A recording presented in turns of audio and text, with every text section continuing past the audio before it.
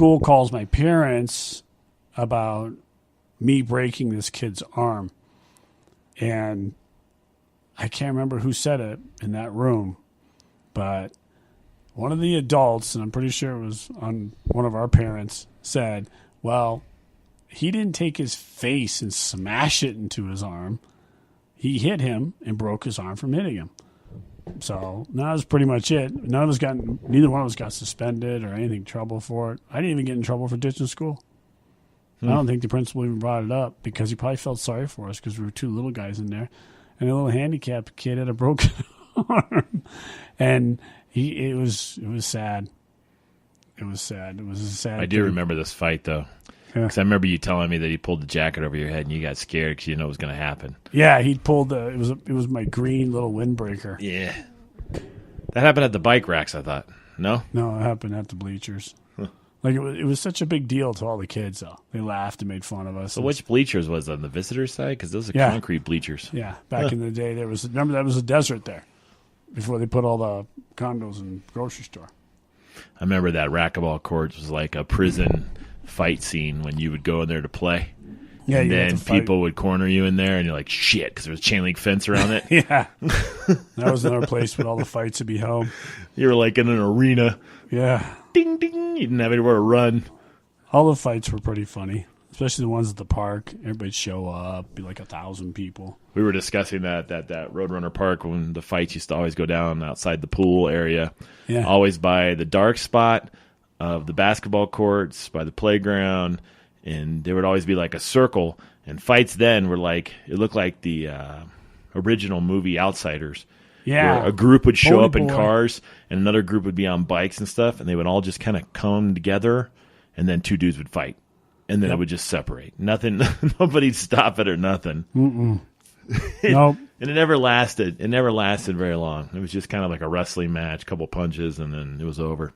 I don't remember any fight being like the ones I see on TV, on YouTube now, where kids just start convulsing. And I don't remember anybody ever getting knocked out.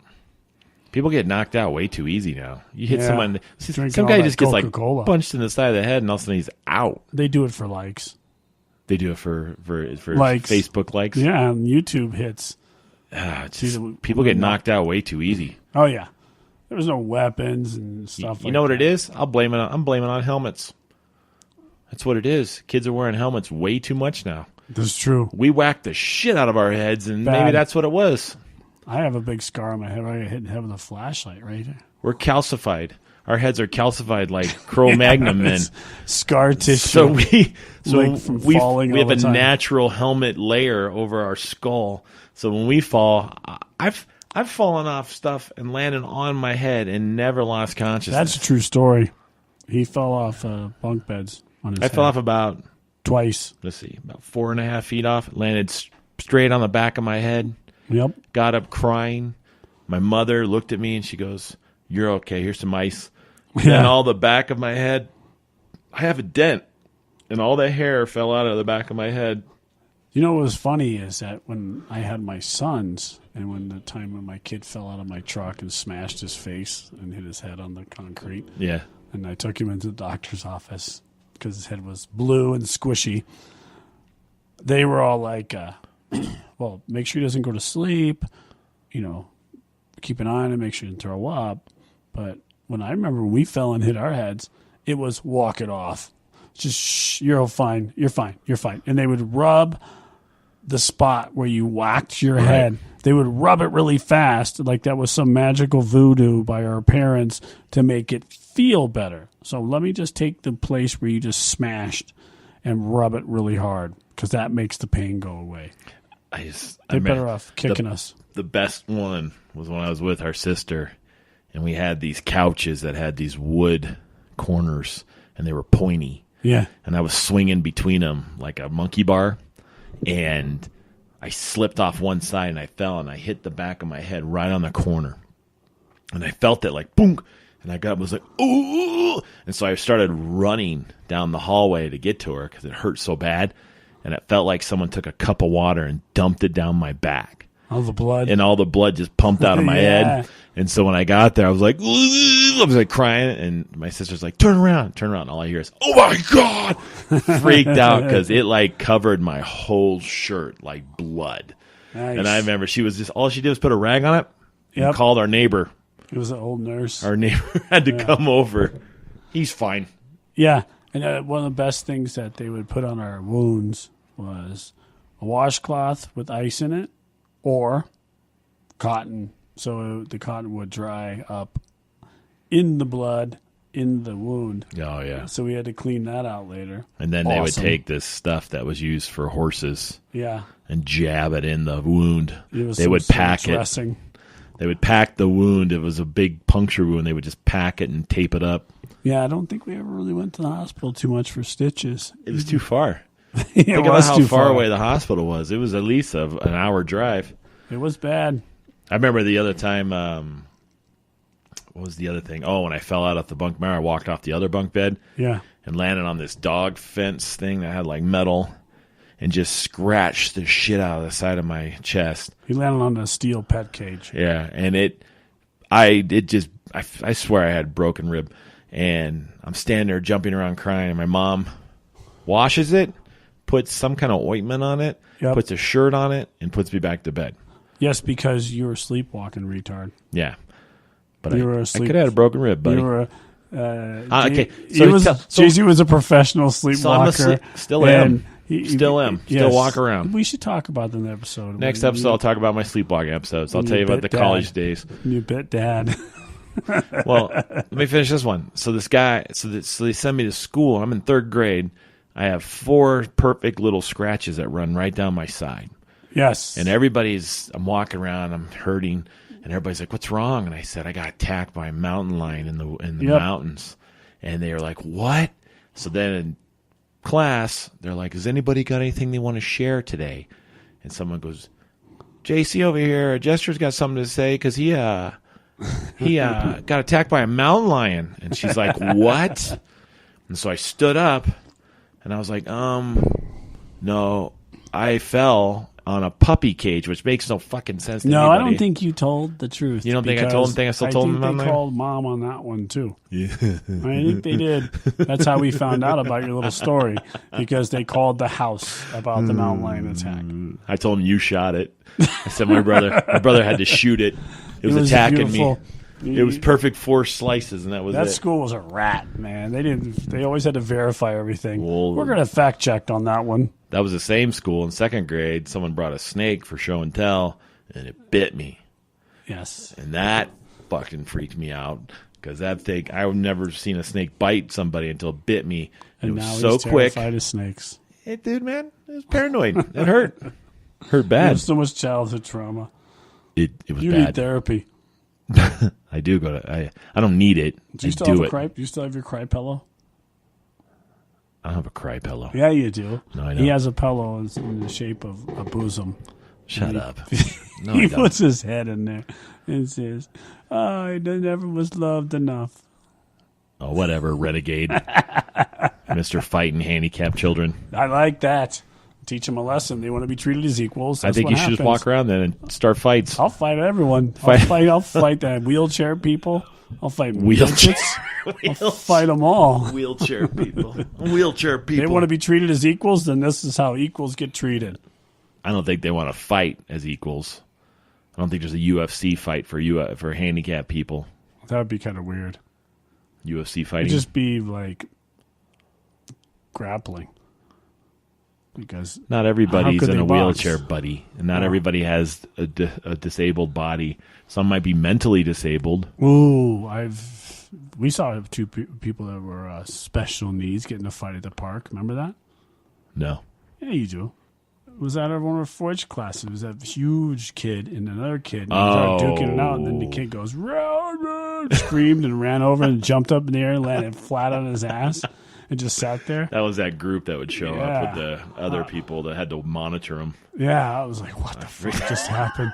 That's where I got scared. of special needs people because the dude had like super retard strength. I remember that. That's right. The guy was like a rhinoceros. They would, yeah. He was going to kill somebody. They were brawling. Yeah. And every time they had like these volunteer-looking high school kids with them, like they couldn't even handle if they had to. I'll tell you a funny story. So when I worked at the community center, there was a group like that came there, and one of the kids had some kind of disability where he was super swollen, like his body looked like he was wearing one of those sumo suits. Yeah. And he would walk around, and he had a tendency, they told us, that if at some moment he would just grab a handful of hair and he wouldn't let go. No way. Yeah. So the girl's like, and so what they told us to do was we have to hit him repeatedly in the groin to get him to let go. Nuh-uh. I swear to God. And I go, no. And they go, yeah. So if he grabs hair, we're supposed to just hammer fist him to the groin until he lets go because you can't get him to let go because he's like super strong. And he was big. No way. And so that's what they said. Nuh-uh. That's what they said. I was You're like, lying. no.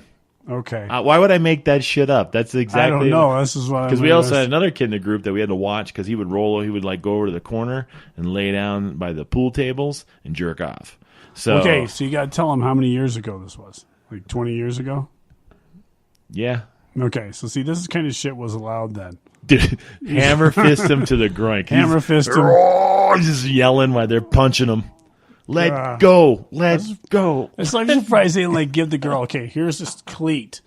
And just kick it right in his balls until he just lets go. just take this spike and just jam it into his skull. So did he grab somebody's hair? That's what happened. They said that he grabbed a handful of one of the other workers' hair and was pulling on it, like wouldn't let go.